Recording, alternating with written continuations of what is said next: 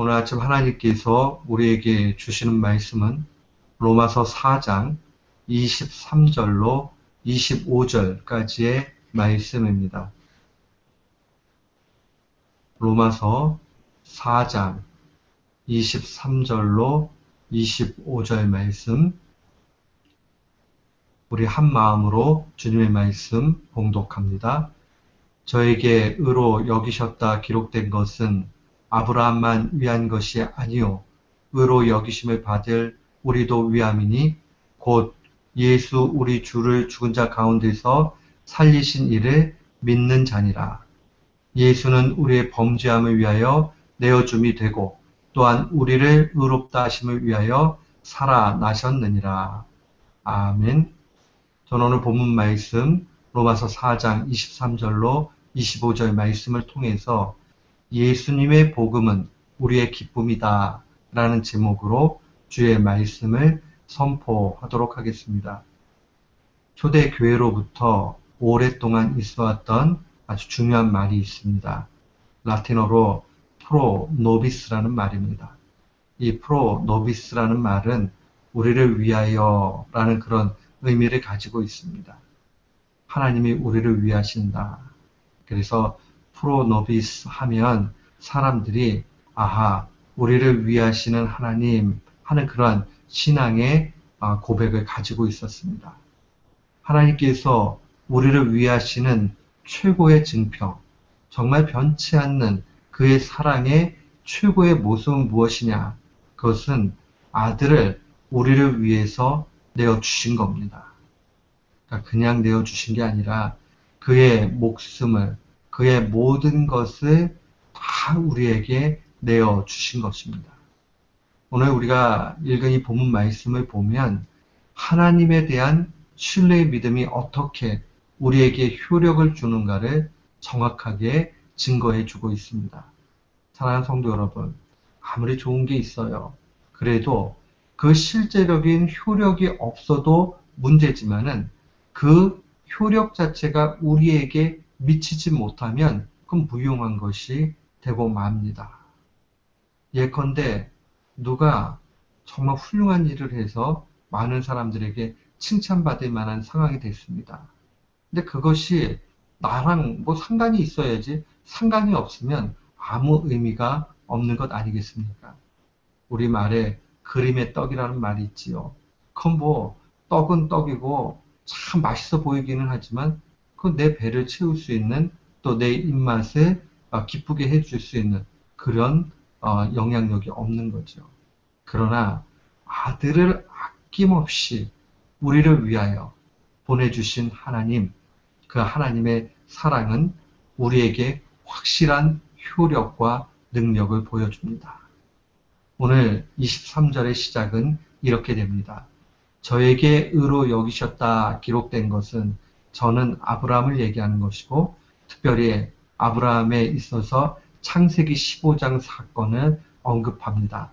창세기 15장 사건은 우리가 계속 살피고 있지만 이 아브라함이 아들이 없으니까 그의 종을 상속자로 삼으려고 했을 때에 하나님이 또 한 번 말씀하시죠. 아하, 아니야.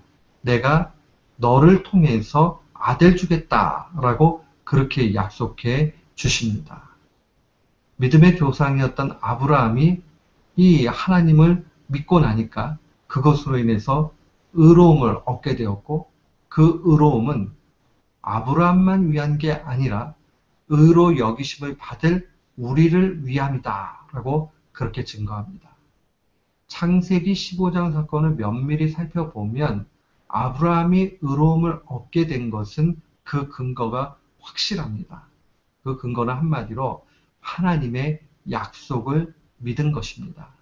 다른 말로 이야기하면 하나님 말씀 믿은 거예요. 하나님이 아들 주겠다라고 얘기하니까 자기의 상황들을 보면 나이도 많아요. 살아도 나이 많아요. 그리고 뭐 어떠한 소망을 가질 수 있는 그런 상황 아니었어요. 그러나 그저 하나님의 신실하신 그 말씀, 그거 하나만을 믿고 나아가는 거 보게 됩니다. 우리가 믿음이다 라고 얘기하면 그 믿음의 근거는 하나님의 신실하심을 믿는 겁니다. 그 믿을만 하지 못해 라고 생각을 하면 환경을 보는 것이겠지요. 그러나 하나님은 신실하셔. 하나님은 반드시 이루셔. 하나님의 신실하신 그 약속을 보게 되면 거기에 믿음의 확고함이 있게 되는 겁니다. 그저 우리의 주관적 확신이 아니에요. 그 생각해 보니까, 판단해 보니까 믿을만 해 하는 것이 아니라 약속의 말씀을 기초로 해서 하나님의 신실하심을 확신하는 겁니다. 그렇게 하나님의 신실하심을 확신하고 나면 어떠한 유익이 나타납니까? 그 믿음의 결과는 결국 의로움을 얻게 된 겁니다. 15장 6절 말씀에 보면 이 아브라함이 믿으니 하나님이 그것을 아브라함의 의로 여기셨다 하는 말씀이 드러납니다. 믿음의 끝은 의로움을 얻는 것, 다른 말로 이야기하면 구원입니다. 베드로 사도도 이 진리에 대해서 고스란히 동일하게 증거하는 것 볼 수 있습니다. 베드로전서 1장 9절 말씀에 보면 베드로 사도는 증거하기를 믿음의 결국 곧 영혼의 구원받음이다 라고 아주 짧게 명료하게 우리에게 알려줍니다. 믿음의 결국, 다른 말로 이야기하면 믿음으로 나아갈 때의 마지막의 결과는 뭐냐? 영혼의 구원받음이다 라는 것을 우리에게 분명히 알려줍니다. 이 믿음을 통한 의로움을 얻는 것, 이것은 아브라함만 위한 것 아니고 우리를 위함이다. 아브라함의 믿음 사건은 단순히 아브라함 개인의 것이 아니라 믿음으로 의로움을 얻는 모든 사람들에게 적용된다라는 그 샘플을 보여주는 겁니다. 사랑하는 성도 여러분, 우리가 이 사실이 얼마나 큰 은혜로 다가오는지 모릅니다. 신실하신 하나님을 믿는다는 것은 우리에게 구원을 가져다 주는 그러한 능력이 되는 겁니다. 그렇다면 이 믿음의 효력이 누구에게 적용되느냐? 24절은 우리에게 명백하게 알려줍니다.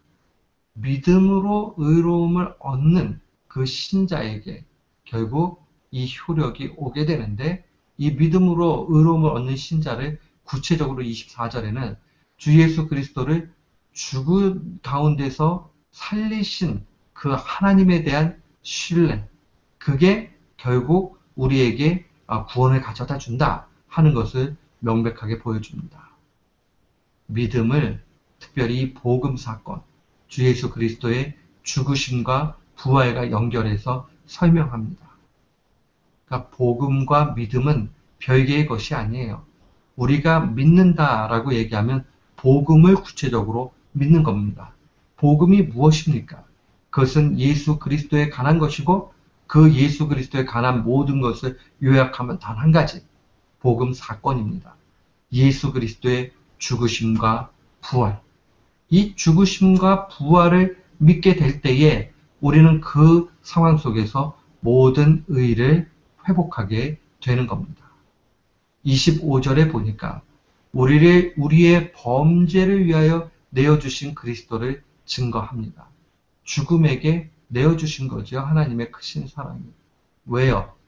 대가를 지불해야 되니까요.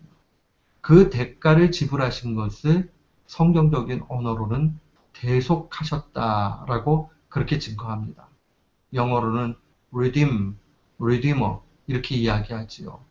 하나님이 대신 대가를 고스란히 다 주신 것, 그것을 표현합니다. 결국 죄를 위해서 내어주신 그 일은 하나님께서 큰 은혜를 주시기 위한 그러한 내어주십니다 하는 것을 보게 됩니다. 바울 사도는 또한 동일하게 부활은 우리의 의롭게 됨에 대한 소망의 증표임을 분명하게 보여줍니다. 예수는 우리의 범죄함을 위하여 내어줌이 되고 또한 우리를 의롭다 하심을 위하여 살아나셨다. 결국 그 부활이 의롭다 하심을 위한 증표가 되는 것을 분명하게 볼 수 있습니다. 바울 사도는 이 말씀을 고린도 후서 4장 14절에도 동일하게 증거합니다. 주 예수를 다시 살리신 이가 예수와 함께 우리도 다시 살리사 너희와 함께 그 앞에 서게 하실 줄을 아노라. 예수님의 부활이 그냥 예수님의 부활로 끝나는 것이 아니라 그 부활은 우리의 부활의 보증이 되신다는 겁니다.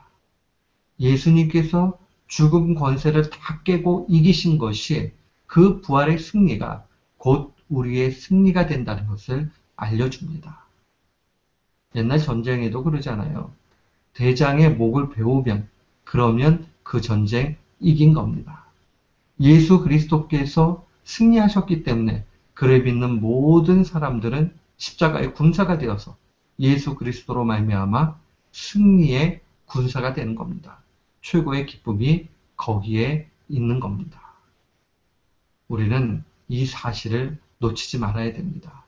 우리의 기쁨, 우리의 즐거움, 우리의 소망, 그 근거가 어디 있느냐? 단 한 가지죠. 예수 그리스도께서 승리하셨다. 부활로 말미암아 죽음의 권세를 깨뜨셨다 하는 이 가운데 있습니다. 우리는 예수 그리스도의 죽으심을 슬퍼할 이유가 없습니다. 그의 죽으심도 부활을 위한 죽으심이기 때문에 역설적으로 이야기하면 신자에게는 기쁨이 됩니다. 동일하지요. 우리가 이 땅 살아가면서 어려운 일들이 많이 있습니다. 짐도 있습니다. 무게감에 지탱 못할 때도 있습니다. 그러나 우리가 기쁜 것은 결국 그 가운데서도 부활의 소망이 있기에 하나님이 결국 이 모든 문제들을 해결하시고 이기게 해주시는 겁니다. 사랑하는 성도 여러분, 신자는 환경을 보고 기뻐하는 자들 아닙니다.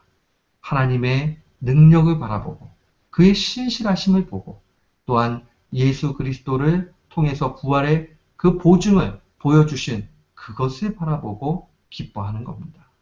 그래서 우리 하나님 말씀에 뭐라고 증거되어져 있습니까? 항상 기뻐하라. 우리가 어떻게 살면서 항상 기뻐할 수 있습니까? 그러나 주님의 부활, 주님의 능력, 주님의 이기심, 그것을 깊이 묵상하면 묵상할수록 우리에게는 기쁨이 떠나지 않는 겁니다. 아들까지 내어주신 하나님, 우리에게 모든 좋은 것으로 채워주시는 것을 분명히 기억하십시오. 오늘도 살아갈 때에 나는 정말 기쁘다. 왜냐하면 신실하신 하나님이 내게 아들까지 주셨기 때문이다. 내 기쁨의 근거는 세상의 잘됨이 아니라 먼저 예수 그리스도께서 나의 기쁨의 근원이 된다 하는 것을 꼭 기억해야 됩니다. 그러면 아들까지 내어주신 이는 우리에게 우리의 삶을 모른 척 하시겠는가? 로마서 8장 32절에 보면 엄청난 말씀 우리에게 증거합니다. 자기 아들을 아끼지 아니하시고 우리 모든 사람을 위하여 내어주신 이가 어찌 그 아들과 함께 모든 것을 우리에게 주시지 아니하겠는가? 그래서 하나님의 백성에게는 고난도 기쁨으로 오는 겁니다. 고난을 통해서 결국 영광으로 가기 때문에 하나님의 참된 상속자라면 고난도 함께 받아야 되고 고난만 있는 것 아니에요. 하나님이 주시는 참된 기쁨과 만족과 또 이 땅 가운데 필요 모든 것이 있는 것입니다. 우리가 넉넉히 이기면서 갈 수 있는 근거는 단 한 가지. 아들을 우리에게 내어주신 하나님의 신실하심을 바라보는 겁니다. 이게 바로 믿음의 경주인 거죠. 사랑하는 성도 여러분, 오늘도 하루 시작할 때에 우리의 삶 가운데 어려움이 있을 수 있어요. 그러나 그때마다 묵상하세요. 예수 그리스도로 말미암아 나는 기쁘다. 아들을 내어주시는 이가 어찌 우리에게 모든 것을 주시지 않겠는가? 참된 소망 가지고 능력의 하나님 바라보고 오늘도 넉넉히 이기는 우리 모두가 되기를 주님의 이름으로 축원합니다. 아멘.